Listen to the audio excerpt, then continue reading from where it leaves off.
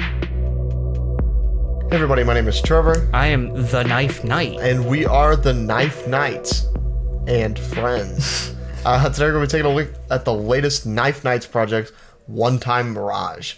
Knife Knights is the collaboration between Seattle engineer, producer, songwriter, and film composer Erik Blood. That's a lot. Yes, he is a very busy guy. And then, of course, Shabazz Palace's Ishmael Butler. One Time Mirage is their first collaboration. It's kind of an attempt to weave together soul and shoegaze and hip-hop. I have never been a huge fan of Shabazz Palace's. Oh, I haven't either. I mean, I think they've released some really good tracks, Shine a Light being something that I've actually just been really hooked on lately. Yeah, 30 clip extension. Yes. I think it's pretty good. There's other moments in their discography, I think.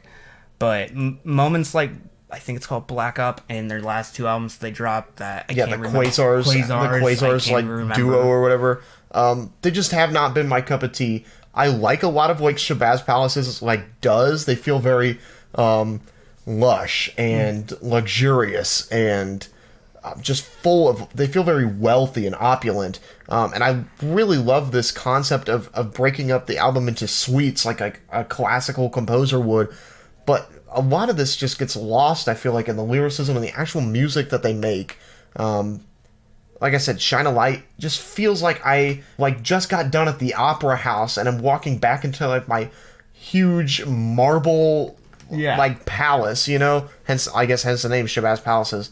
But to me, their music never has really been super compelling. Because it's always been so abstract. Yeah. Because I feel like it's very stream of consciousness, which we've talked about with like Notion Grocers or Arm & Hammer, but not like very fine-tuned stream of consciousness, more of like very freestyle stream of consciousness, where it's just like you're just kind of saying things off kilter with some lyrical connections, but not truly feeling it. It feels like just like a brisk kind of walk and just you're out of breath.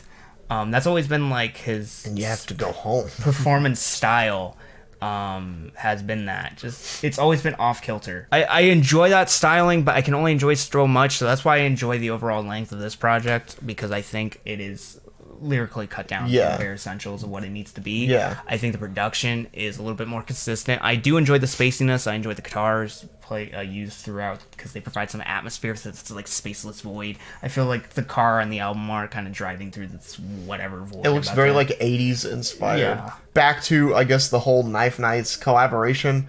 While I haven't enjoyed Shabazz Palace's, I feel like the new type of production, especially a lot of this film composing like background from Erik Blood, gives Ishmael Butler purpose. And it doesn't feel like just Ishmael Butler, if that makes sense. It feels like more production heavy. Yeah, it feels like the whole world around him. Yeah.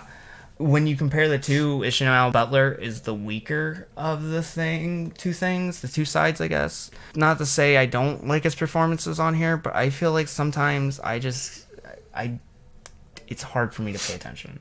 He's too abstract. There's a point where you are non-objective with your work, like how it is with art. You become non-objective with your work, where you literally, it's hard to even decide if you did or even didn't have an objective, to the point where even the artist sometimes doesn't even think they had an objective. Yeah, and it can get like that, especially with abstract music like Shabazz Palace's makes. Yeah, and it's not bad that they aren't. It feels like it's almost dependent on the lyricism.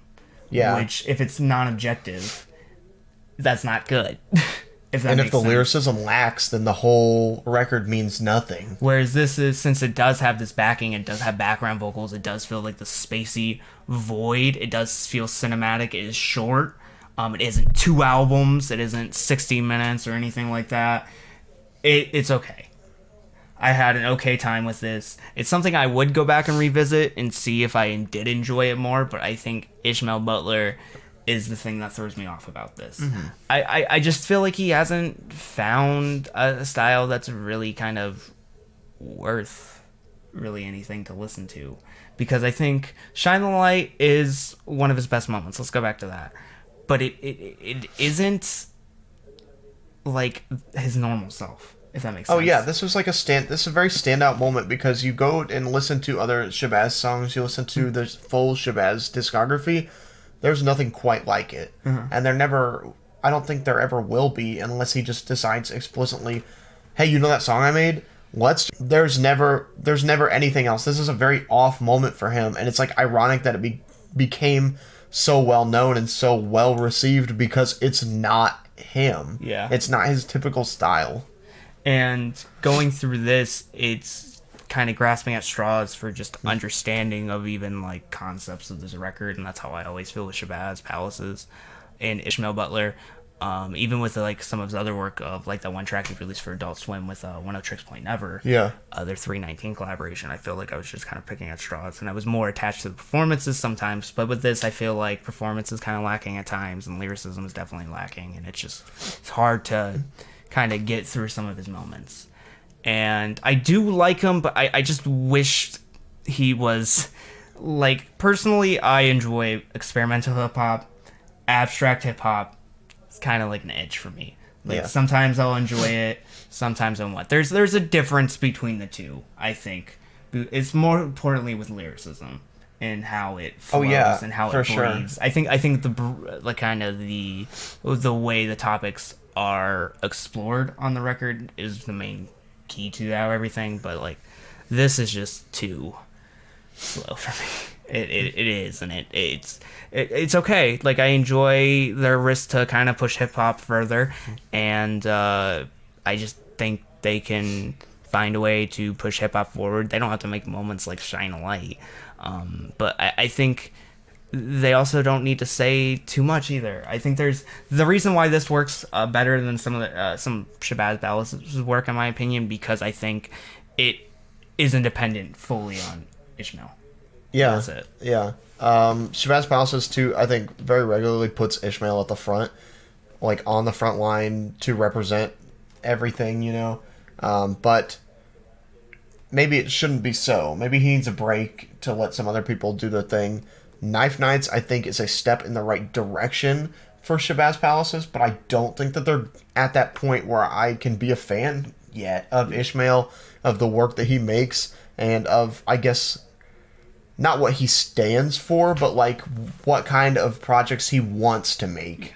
I'm not there yet. I don't think that he's there yet, and so until then, we're just not gonna click. Yeah, I do sense effort. I think I sense an effort in areas where effort doesn't need to be. Yeah, you don't need to devote this much time to lyricism if it's just gonna be this kind of almost nonchalant. Yes. You don't need to dedicate that much time to being a nonchalant personality. And I don't know. I do think this is okay. I'm giving this okay out of 10, but I think the production, the background vocals, the spacey vibe, how everything flows into everything, and the fact that Ishmael can be in that void, but it doesn't work some of the time. Yeah. Is what makes this kind of just an okay for me. Sure. I definitely agree with all of those statements. I guess I can only hope that I think while I'm not a fan of Shabazz Palaces, they're always kind of something that I wish that I clicked with a little more. Like I said, Knife Knights, I think, is the step in the right direction, but I think that there's still this disconnect. Yeah. If you want to hear us talk more about music, we have a bunch of videos on our YouTube channel you can check out. I'm going to link out all of our favorite releases at the end of this, so if you want to see some of our favorite albums of the year, it'll be at the end roll, and this video will be on screen. But other than that, I've been Vincent. I've been Trevor. And see you, boys. Bye, everybody.